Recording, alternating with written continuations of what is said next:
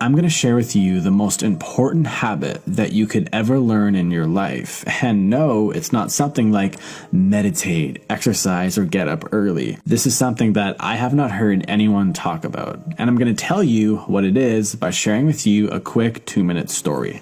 This is Tom, and Tom has told himself that 2019 is going to be the year where he finally gets his life together. So on New Year's Eve of 2018, he sits down and he writes out all of his New Year's resolutions, and he writes things like exercise, eat healthy, and get up early. And as Tom is writing all of this down, he is getting really excited, and he can almost feel all the newfound energy that he's going to have. And he even becomes proud of himself just for thinking of doing all these things. So the new year comes around and Tom starts off really strong. He's working out, he's getting up early, and he looks and feels a lot better. But one day, after a long day at work, he didn't really feel like going to the gym. It's not good to work out when you were tired, Tom would tell himself. So he decided to go home. And when he got home, he didn't really feel like eating that big bowl of salad. What he felt like eating was a great big juicy burger. And again, Tom told himself that,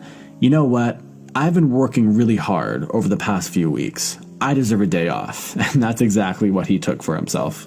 And over the next few weeks, Tom's good habits started to slow down. He started to sleep in a little bit. He would skip a gym session here and there. And then fast forward another few weeks, and almost all of Tom's good habits are gone. And he basically ended up exactly where he started. Personally, I can totally relate with Tom, and I'm guessing at least some of you probably can too. And the question is, why did Tom not stick with his good new habits? And the main reason why Tom and why most people don't stick with good new positive habits is because they don't possess the most important habit, which is something called commitment. And the definition of commitment is an engagement or obligation that restricts freedom of action. So that means you no longer have the freedom to do anything else once you commit to something. So you might be asking yourself, well, how do I really get this commitment thing? And there honestly isn't a really simple answer to this, but the best answer that I can give you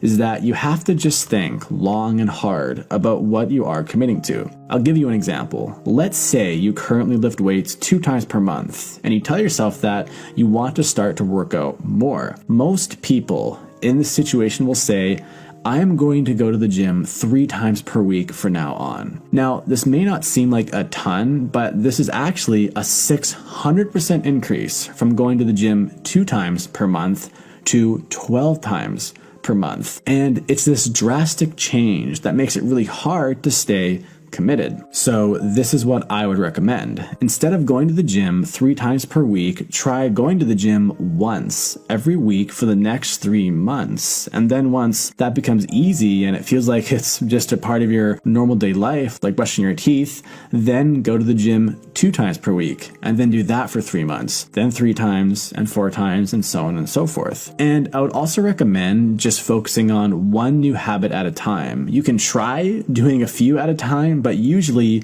you will end up exactly like Tom. But if you really do feel like you can take on more, then go for it. But the key thing here is to always stay committed. It's really important to never ever go back in your commitments, because if you cannot honor your commitments, you simply won't get to where you want to go in life. Creating great habits is kind of like building a house. Imagine that all of your habits are like bricks that you stack on top of one another, and the commitment is like the glue that holds all the bricks in place. It's kind of fun and easy in a way to just kind of stack up bricks on top of one another, and then we imagine this amazing looking house that we are going to build. But without the glue, without the cement, that house will inevitably fall, and you will probably end up exactly where you left off. And this is something that I personally have done so many times in my past. So take your time and be precise with every single brick, and eventually